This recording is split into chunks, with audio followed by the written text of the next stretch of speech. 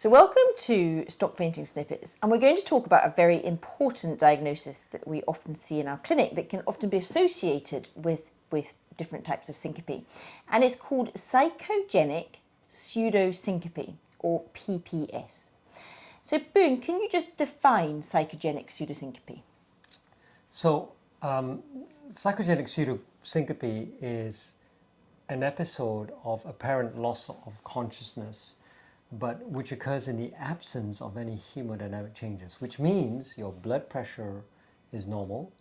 Typically your heart rate is not low, it can be normal or a bit high, and you're not having any other cause for loss of consciousness such as toxicity from alcohol or drugs, and you're not having an epileptic seizure. And this is an apparent loss of consciousness, therefore, without any issues with anything else that we can find or record. And how do we make the diagnosis? So typically the diagnosis is made from a clinical history, and there are very clear features of patients with psychogenic pseudosyncope that will enable a discerning physician who maybe has some experience in diagnosing this to be very clear that they can make a positive diagnosis. That means, Mel, not a diagnosis of exclusion, which is what we normally do when we do lots of tests and say it's not this, it's not that, this test is normal, that test is normal, therefore it is psychogenic pseudosyncope. I want us to shift away as a healthcare professional group to going towards a diagnosis of inclusion, i.e. you take a history, ideally see a video recording of the actual event, and you put two and two together and you say to the patient, you have a diagnosis of psychogenic pseudosyncope. So tell us, what would the history sound like? What would their story be?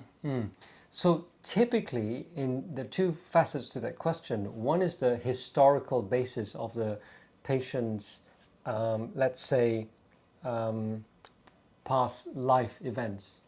That may become second. The first thing I would say is to really ask patients what happens during an event, and ideally a person who's a bystander or a family member with a recording of the actual episode of loss of consciousness will give the game away. But clinical features of the actual event itself that really makes me think of psychogenic pseudosyncope would be many events in a short space of time. Let's say in a day somebody has 7 or 8 or 15 events. Now that is almost certainly not vasovagal syncope or any other cause of syncope, but psychogenic pseudosyncope. The other kind of softer clinical signs, apart from the frequency of events, so daily frequent repetitive episodes, are that your eyes remain closed or your eyes shut and there is an abrupt slumping to one side, for example. And we see this quite commonly in our tilt table tests, where patients who are tilted upright, the blood pressure is normal and the heart rate is normal, and they suddenly close their eyes and slump with an apparent loss of tone to one side. And that abrupt nature of the apparent syncope event in a psychogenic pseudosyncope case often occurs with minimal warning. And this is very different from vasovagal syncope, where patients often feel hot, bothered, dizzy, feeling very uncomfortable, sweaty, nauseous in the few minutes or 30 seconds before the syncope or loss of consciousness occurs. So it's a different phenotype, it's a different type of symptom that the patient might be reporting. And as you said, in vasovagal syncope, where typically somebody might faint even with quite severe vasovagal syncope once a week, Yes. in psychogenic pseudosyncope, it might be very frequently, very often, many times a day.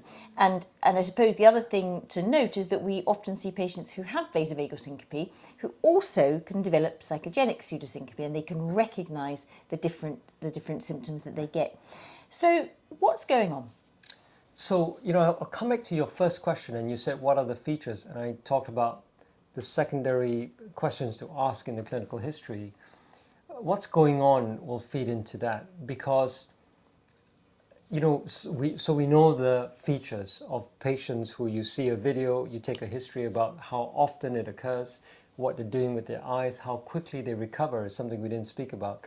But psychogenic pseudosyncope patients may recover very abruptly and promptly, so they could slump like this, they could come round straight away, or they could come round and say, what's going on? And then they will slump again within 10 seconds, and they would come round again 15 seconds after. The other pointer is that when they slump and you lie them flat, they can stay slumped for 10 minutes or 30 minutes.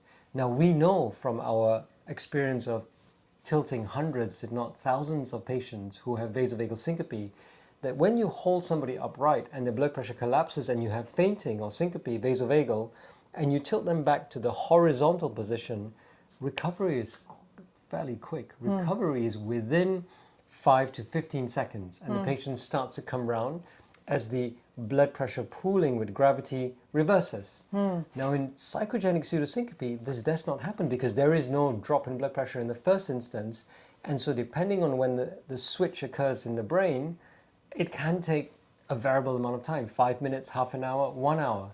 So when somebody faints and is brought down to a horizontal position, and they do that 3 or 4 times every day, this is almost certainly psychogenic pseudosyncope. So it's a different sort of pathological mechanism. So what is happening in somebody with psychogenic pseudosyncope when they are fainting? Talk us through what happens, what's going on. So Mel, I know that you have a narrative as well, and I will give you my viewpoint. And I just want the people listening to this to know that actually it's a very challenging diagnosis to make, but a very challenging diagnosis to also communicate to patients. So the way I've simplified it for my patients is as follows. Let's think of 2 scenarios. The first is you get up in the middle of the night, you're walking to the toilet and you stub your toe hard on the foot of the bed and you have a resounding crunch, okay? So you're feeling acute pain. This pain could travel up and you could feel it here. This pain is in your head and you might lose consciousness and faint. Now, that kind of syncope that occurs could be truly vasovagal. So it could be that faint triggers a reflex vasovagal response, your blood pressure and heart rate falls. But I would say that there's a second narrative. When you get such a surge of nervous traffic, which is pain fibers coming into your brain might not want to feel it or hear it anymore. And so it shuts it off and you collapse with a normal blood pressure, normal heart rate. You're not having an epileptic seizure, but still you lose consciousness. And that way of the brain switching off its software, if you like, because the hardware is powered by blood pressure and normal electrical impulses and also heart rate. When the brain says, I don't like what I'm feeling because it's pain, and I cut that off and I turn off my computer, which is this thing in your brain, that gives you, in my mind, a psychogenic pseudosyncope event. Okay, but the patient might say to you, but Dr. Lim, I don't feel pain.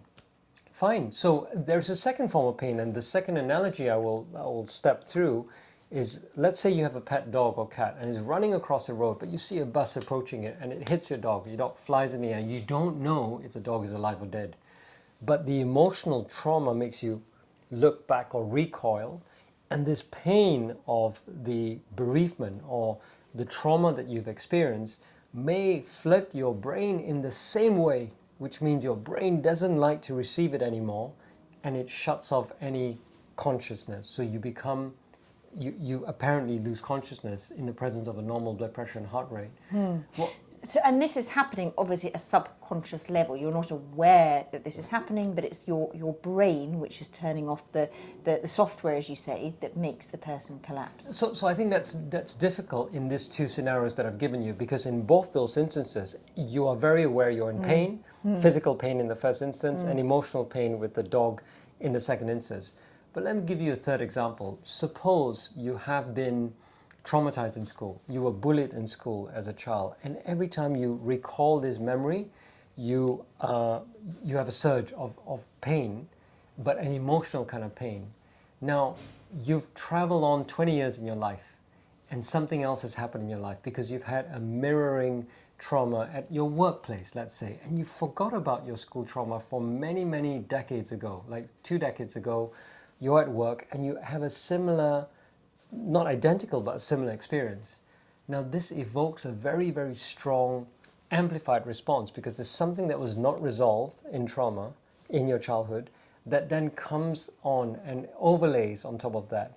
And that could be subconscious because on the face of it, minimal bullying by your boss or a difficult interaction or an email may not on the face of it be beyond day-to-day work-life experiences. But because of the overlay and automatically triggering in your subconscious something that happened before, you might then activate that.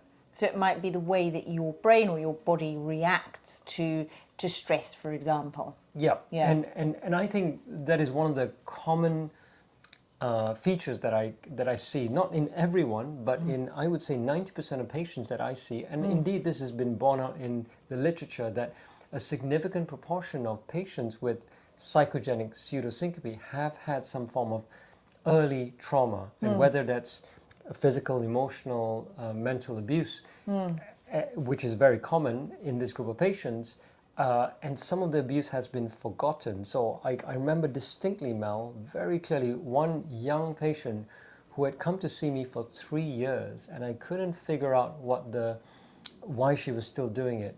And whenever I asked her, what was she traumatized in school or in her childhood, she said, no.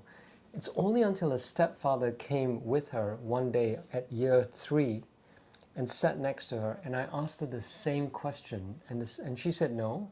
The stepfather looked at her. It was so telling that she had completely suppressed and repressed that memory that she then recalled, and then could make steps forward by seeing a psychologist to try and get rid of or unearth some of what had happened in her childhood that eventually allowed her to heal and stop having this psychogenic pseudosyncope events. And so if somebody does think that they've got unprocessed trauma or something challenging, what should they do? I think the first step, well, my advice, and again, it's a very personal narrative based on experience and speaking to people who see, experts who see and treat patients with psychogenic pseudosyncope. And I remember a particular expert who I was having dinner with who said to me that if you spend enough time as a physician who knows a bit about how this works, and you give a patient clarity of an affirmative diagnosis, that means your diagnosis is this, rather than saying it's not that, it's not that, it's not that, therefore it might be this. You're very clear with the diagnosis, and you have a trusting relationship with the patient so that some of the trauma can be unlocked. Not that I'm a psychologist or psychiatrist, but I want them to acknowledge that actually this could be a factor that plays into this. Then I will say to them, I don't need to hear it, but I want you to go home and speak to somebody you trust, the best friend or a family member who you're very close to, who wasn't involved in the trauma, or sometimes in this case of the stepfather who was involved in the trauma, but in which you have a good relationship, and to share and let some of them out. Now, if that doesn't heal, then the next step is to see a psychologist or a psychiatrist who has an expertise in picking out the experiences that could lead to exacerbation of psychogenic pseudosyncope events. I think another important thing to say, Boone, is that obviously it might not, that while this is something commonly that we see and it is a feature, and always unprocessed trauma is something to tackle for our health and our well-being, it's not always necessarily the case, because we might argue that a lot of people in the population have early trauma or late trauma, but don't go on to develop psychogenic or other illnesses. Something that we also see is that people who suffer from recurrent vasovagal syncope that becomes difficult or challenging or impacting on their life can develop psychogenic pseudosyncope, because again, it's the unconscious processes of the brain in kind of causing the patient to collapse without the hemodynamic responses. And we also know that survivors of sudden cardiac death who have had cardiac arrests are more likely to develop psychogenic pseudosyncope, because it's the way the brain is processing these episodes. So I suppose the thing is that it's not to always assume that somebody has had an underlying trauma, but also that it's very important for us all to evaluate what part of our psyche is contributing to our health as well. So I like that narrative quite a lot, Mel. And in fact, in today's clinic itself, maybe 2 hours ago, where we just came from clinic, I saw such a patient who did not have any apparent stresses in her life at the present moment, but also historically. And actually, she, I think, was traumatized by the fact that she had vasovagal syncope, which is quite severe.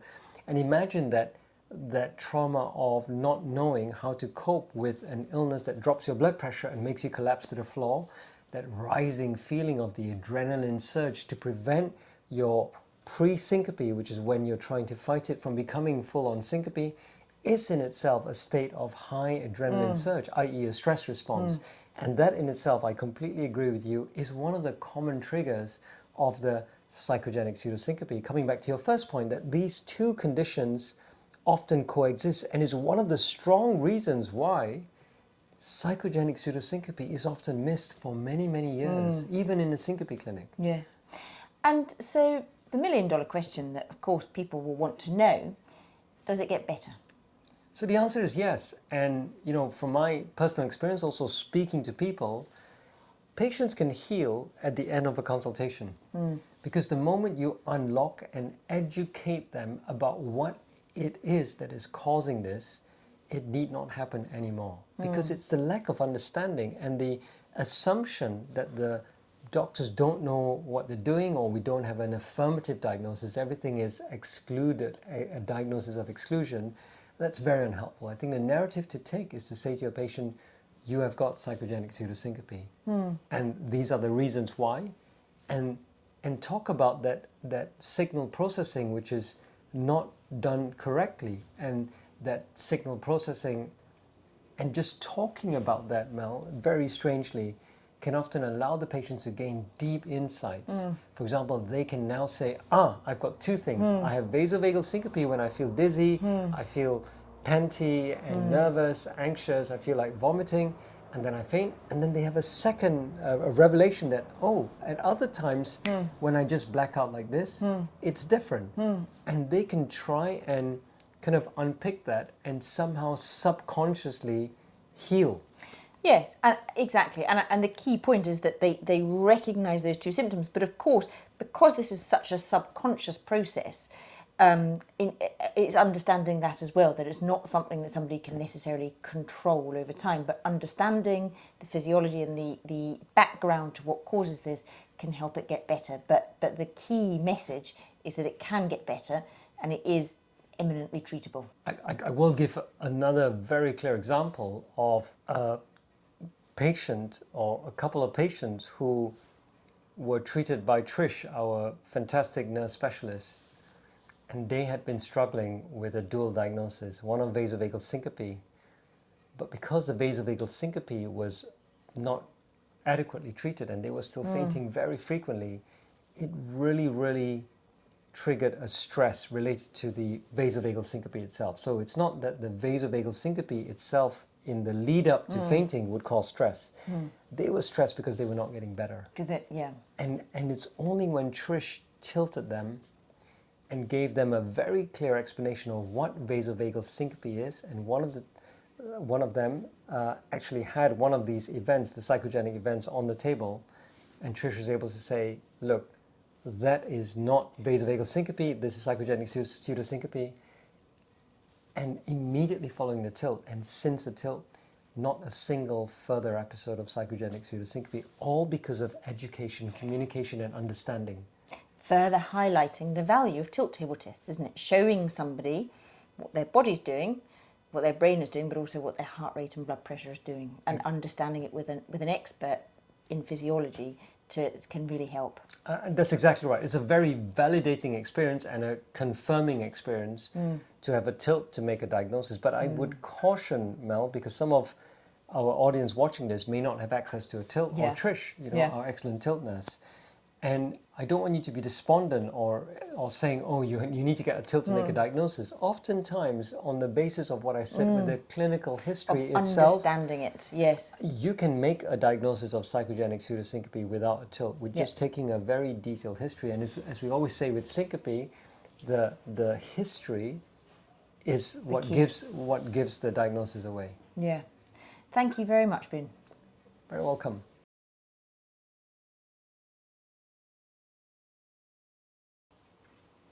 So Trish, obviously you have a lot of experience of seeing patients with psychogenic pseudosyncope, both in clinic and when you're talking to people, when you're taking your history, but also on the tilt table test.